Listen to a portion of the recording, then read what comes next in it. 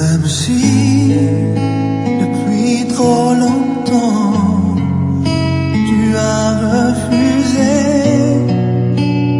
de lui parler, Jésus connaît tes sentiments, il est toujours prêt à recommencer. Bonjour, bienvenue dans le Seigneur. Soyons les bienvenus dans la présence de notre Dieu ce matin. Par sa grâce, il nous accorde ce privilège d'être vivant et d'honorer à ce rendez-vous. Et il nous conduit selon sa grande bonté à ce moment, celui du partage de sa parole. Alléluia. Amen. Nous voulons davantage saluer nos très chers téléspectateurs qui disposent de précieuses minutes de leur temps à suivre nos messages. Bien-aimés, nous vous encourageons davantage et nous vous garantissons de la part du Seigneur que le temps que vous disposez pour suivre ces messages n'est pas une perte. Le Seigneur va l'utiliser davantage pour l'accomplissement de ses desseins dans vos vies. Alléluia. Nous voulons nous remettre entre les mains du Seigneur pour ce moment afin qu'il puisse accorder par son esprit de saisir ce qu'il nous a réservé ce matin. Alléluia. Amen. Seigneur Père Tout-Puissant, Dieu de grâce et de fidélité, nous te bénissons et t'honorons. Au nom de Jésus-Christ de Nazareth, nous reconnaissons ta bonté et reconnaissons, Seigneur, notre Dieu, ce privilège que tu nous donnes ce matin, éternel, d'être présent devant toi. Seigneur, et t'apporter, Seigneur, notre Dieu, notre roi, le partage de ta parole éternelle. Nous voulons, notre Seigneur, nous soumettre, oh Dieu de fidélité, à ton esprit, afin que, Dieu, tu puisses nous accorder encore, selon ta bonté, un cœur désolé de difficile. Permets-nous de saisir, Seigneur, notre roi et notre Dieu. Oh Père, ta parole ce matin, Seigneur, notre Dieu, de saisir ta pensée, Seigneur. Permets-nous de garder ta parole dans nos cœurs, par ton esprit, et de la mettre en pratique pour ta gloire. Dans le contrôle absolu, Seigneur, notre roi, de ce lieu, de ce moment, conduis, ô Père éternel, ce partage à la gloire de ton Saint. Au nom de Jésus-Christ de Nazareth. Amen. Amen. Je vous asseoir, bien-aimés.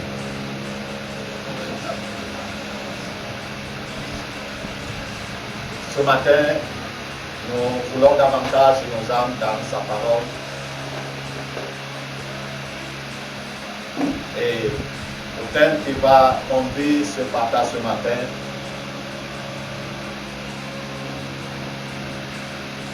c'est une interrogation que le Seigneur nous pose.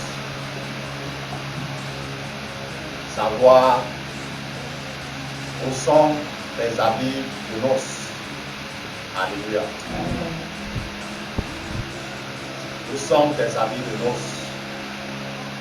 Nous ne parlons pas ici des noces humaines. Alléluia. Mais nous parlons des noces que Dieu est en train de préparer. Et il a lancé l'invitation à toute l'humanité entière. Parce que son désir et sa volonté, c'est que tout un chacun de ceux qu'il a créés à son image et selon sa ressemblance puisse participer. Alléluia. Mais n'y participera que ceux-là qui se sont conformés aux critères que Dieu a établis. Alléluia. Tout comme quelquefois dans nos invitations, on dit tenue et bien exigée. Il faudrait que ta tenue soit conforme à la dimension de la cérémonie. Surtout que tu es oublié. Alléluia. Parce que tu peux être bien habillé, mais si tu as oublié ton bien, ce sera beaucoup de problèmes. Il va falloir beaucoup de négociations. Même si ton nom est dans la liste des invités. Alléluia. N'en parlons pas si tu n'as pas de bien. Et que tu as entendu qu'il y a un tuyau quelque part, si tu es bien habillé à 4 peines et tu viens aussi. On ne te regardera même. Alléluia. L'humanité entière, comme je disais, invitée à ses noces. Nous voulons lire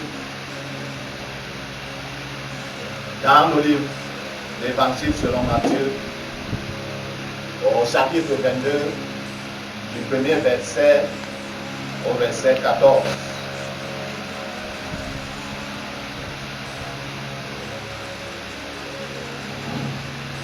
Matthieu chapitre 2, premier verset au verset 14.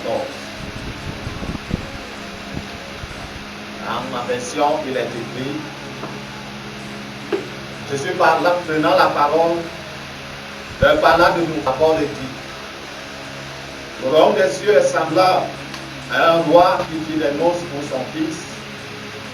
Il envoya des serviteurs appeler ceux qui étaient invités aux noces. Mais il ne voulut pas venir. Verset 4. Il envoya encore d'autres serviteurs en disant: Dites aux conviés, voici, j'ai préparé mon mystère, mes bœufs et mes berges sont tués, tout est prêt, venez aux noces. Mais sans s'inquiéter de l'invitation, il s'en allait, celui-ci à son champ, celui-là à son trafic, et les autres saisirent les serviteurs, les outragèrent et les tuèrent. Verset 7. Le roi fut irrité, il envoya ses troupes qui périrent ses meurtriers et brûla leur vie. Verset 8. Alors il dit à ses serviteurs: les noces sont prêtes, mais les conviés n'en étaient pas dignes. Allez dans les carrefours et appelez aux noces tous ceux que vous trouverez. Les serviteurs allèrent dans les chemins, rassemblèrent tous ceux qu'ils trouvèrent, méchants et bons. Et la salle des noces fut pleine de conviés. Verset 11. Il entra pour voir ceux qui étaient à table. Et il aperçut là un homme qui n'avait pas revêtu un habit de noces. Il lui dit: Mon ami, comment es-tu ici sans avoir un habit de noces? Cet homme eut la bouche fermée. Verset 13. Le roi dit au serviteur: liez-lui les pieds et jetez-le dans les ténèbres du dehors, où il y aura des pleurs et des grincements de dents. Car il y a beaucoup d'appelés, mais peu d'élus. Alléluia. On lit également dans le livre d'Apocalypse, chapitre 19, versets 7 à 8. Apocalypse 19, versets 7 à 8. Réjouissons-nous et soyons dans la détresse et donnons-lui gloire, car les noces de l'agneau sont venues pour séparer. Il lui a été donné de se revêtir d'un fin lin éclatant pur, car le fin lin, ce sont les œuvres justes des saints. Alléluia. Amen. Nous sommes dans cette préparation, celle de participer aux noces que Dieu prépare pour son Fils. Alléluia. Et son épouse, qui est l'Église. Que nous avons lu, j'ai envoyé plusieurs invitations depuis Noël. Et plusieurs ont décliné cette invitation. Jusqu'à ce temps-ci, où nous allons vers la fin, et plusieurs continuent à décliner cette invitation, à rejeter cette invitation. Comme si Dieu priait l'humanité. Or, c'est dans sa grande bonté et surtout dans sa miséricorde qu'il invite l'être humain à venir à lui. Et il nous est rapporté qu'à la dernière minute, à la dernière occasion, le roi qui organisait le festin pour son fils a dit qu'on invite n'importe où. Alléluia. Pour venir. Et ses serviteurs sont allés, ils ont rassemblé tous ceux qu'ils trouvaient sur le chemin. Et la salle a été pleine de convives. Le roi venant donc inspecter Et le roi trouve qu'il y a parmi les convives quelqu'un qui n'avait pas revêtu les habits de noces. Et pourtant, cette personne savait bel et bien où est-ce qu'elle allait, n'est-ce pas? Elle savait qu'elle allait aux noces. Bon, certainement l'invitation était verbale, ou alors orale, pardon. Donc on n'avait pas besoin d'un billet quelconque pour y entrer. Mais la personne n'a pas revêtu les habits de noces. Et celle-ci s'est trouvée jetée au dehors, hors de la salle. Parce que les critères, ou le critère que le roi avait exigé n'était pas là. Amen. De même de nos jours, plusieurs viennent à l'église. Plusieurs n'exigent pas un billet pour y entrer. Mais peu de personnes acceptent se soumettre aux critères de Dieu. Parce que bien que Dieu lance l'invitation pour le salut de l'humanité, qui est gratuit parce qu'on n'a rien à faire pour mériter ce salut, il mène des exigences auxquelles nous devons nous soumettre. Alléluia. Amen. Pour faire bonne marche avec lui dans cette préparation, ou alors pour faire une bonne préparation, pour que le moment nous ne soyons pas déçus, nous ne soyons pas surpris. Alléluia. Amen. Nous êtes dit dans le deuxième partie, l'épouse de l'agneau s'est parée. Elle est prête, ou elle s'est préparée, et elle est revêtue du fin lin éclatant et pur. Et ce fin lin, ce sont les œuvres justes des saints. Alléluia. Dieu appelle tous les injustes à venir à lui. Il veut leur donner la capacité de devenir justes. Amen. Parce que c'est lui qui justifie. Alléluia. Et c'est donné à quiconque la capacité de sortir de la vie d'injustice pour entrer dans la vie juste. Cette vie qui est agréable à Dieu. Cette vie que Dieu prend plaisir. Mais seulement il ne force pas les êtres humains. Tu peux être dans l'église. Dans l'église du serviteur de Dieu. Mais si tu ne soumets pas ta vie et ta volonté à celle de la parole de Dieu, pour la garder et encore mieux la mettre en pratique, afin de changer de vie et de comportement, tu auras passé ce temps au vide. Alléluia. Parce que il est temps et ayant passé du temps, tu ne t'arrêtes selon les critères de celui qui t'a invité. Alléluia. Amen. Même si c'est par un homme ou une femme que tu es venu dans une assemblée quelconque, ce n'est pas la personne qui t'a invité. Alléluia. Elle vit seulement de cette personne pour pouvoir t'inviter. Donc comme la parabole que nous venons de lire. Le roi ici, c'est Dieu et son fils, c'est le Seigneur Jésus-Christ. Et les serviteurs sont envoyés pour inviter tous ceux-là que Dieu aimerait voir présents dans les noces. Mais il ne suffit pas seulement de répondre présent. Alléluia. Il faudrait encore se soumettre aux prescriptions de Dieu, afin que la préparation soit faite selon les normes. Amen. Parce que ce n'est pas fait selon les normes. C'est à la dernière minute. Alléluia. Parce que cet homme qui a été jeté dans les ténèbres du dehors, c'est pas à l'entrée qu'on l'a interpellé. Sa tête était avancée. C'est au milieu de la fête que le roi descend pour regarder les convives. Il se trouve que cet homme est là. Il a répondu présent, n'est-ce pas? Mais a-t-il suivi les critères? Alléluia.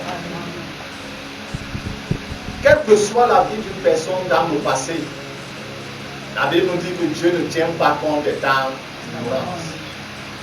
Dieu considère que cette personne était ignorante. À partir du moment où celle-ci vient au Seigneur et est enseignée sur la base de la parole de Dieu, Dieu commence à considérer que cette personne n'est plus ignorante. Elle a déjà une certaine connaissance. Et cette connaissance devrait l'aider à s'ajuster ou à ajuster sa vie conformément à la parole de Dieu. Parce que c'est ce qui qualifiera toute personne en ce jour. Amen. Ce revêtement, ce ne sont pas nos habits que nous portons. Alléluia. Mais c'est l'habit de justice que Dieu donne et qu'il faudrait entretenir tout au long de sa préparation, afin qu'en ce jour-là, on puisse être présent.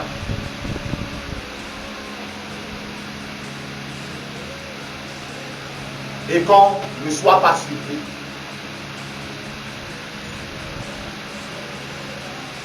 Et qu'on ne puisse pas être parmi ceux-là qui sont dans les ténèbres dehors et qui grinceront les dents. Parce que ce sera trop tard. Alléluia. Pendant que le temps se fait maintenant, Dieu nous invite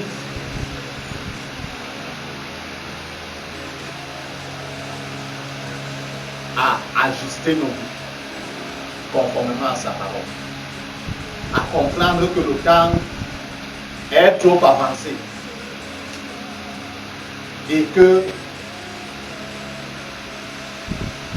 l'entrée dans la salle des noces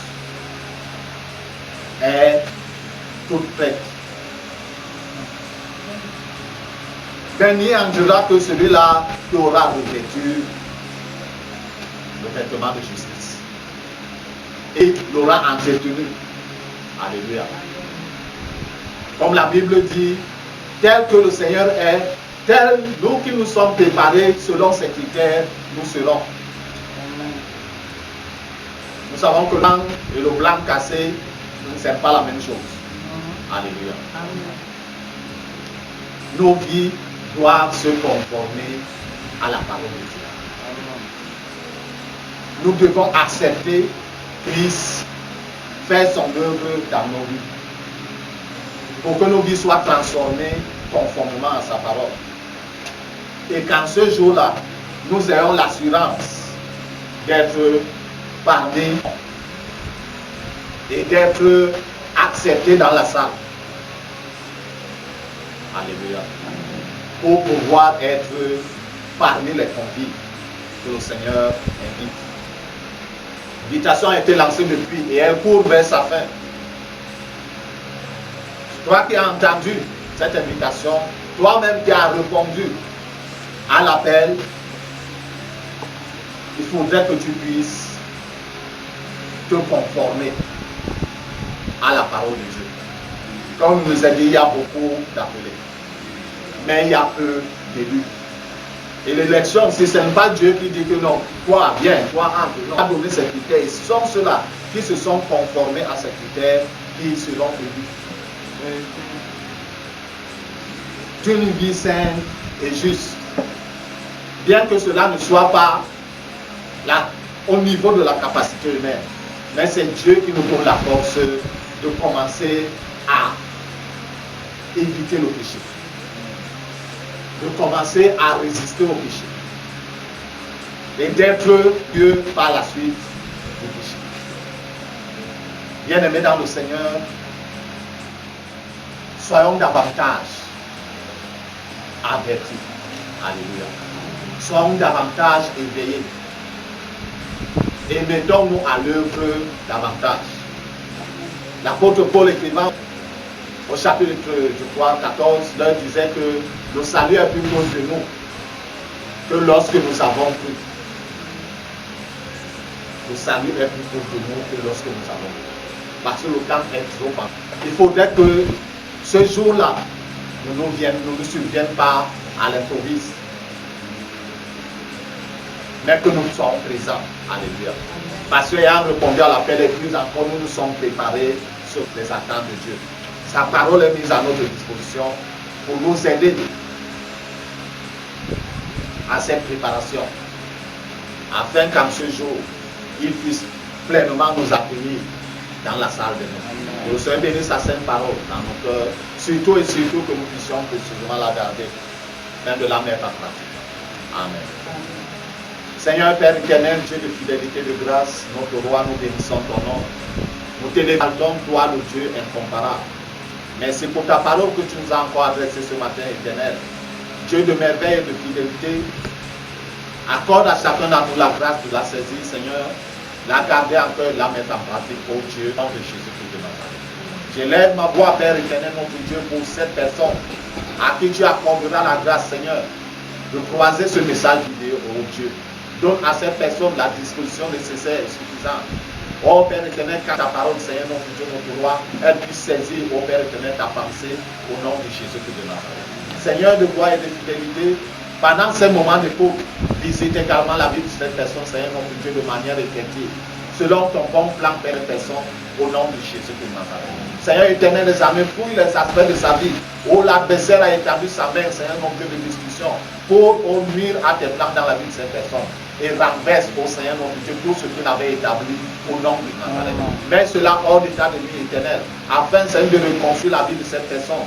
Donc, Père éternel, notre droit de l'arranger, de la réparer selon ton plan parfait, à la gloire de ton Seigneur, notre Dieu, au nom de Jésus de Nazareth. Que la grandeur, la loi puissante te revienne, maintenant et à jamais, au nom de Jésus de Nazareth.